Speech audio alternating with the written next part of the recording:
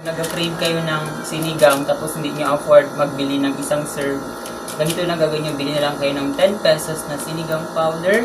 Then mayroon siyang onion. Pakuluan natin yung tubig. So nakapakuluan na kami ng tubig pala ganyan. Kaya na lang tayo, wala man tayo. Experiment. Last defense. Then, ilalagay ang sinigang powder. Piyo-piyo mo. Half lang. Half lang, kaya baka sobrang Gudo. ito nga ay masyadong maasin. Then, lalagyan natin ng... Hoy, butas yan! Uy, Baliktad! Wala eh, sira ang video natin. Ayan mo. Sige. Then, ilagay ang mainit na tubig na usok-usok.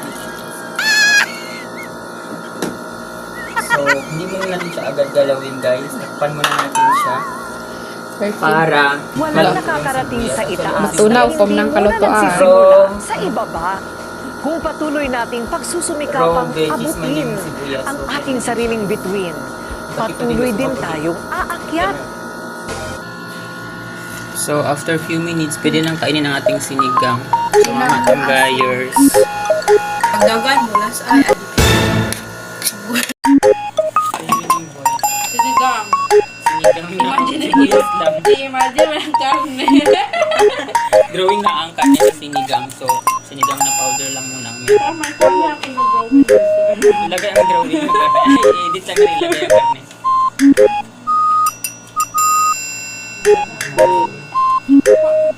Oh, itong... Oh, imagine. Sasahin ko na sinigang na bito. Crave ka ng wala.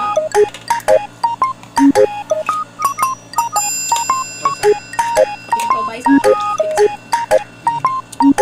Hindi na kang pagbakulit ang bigang.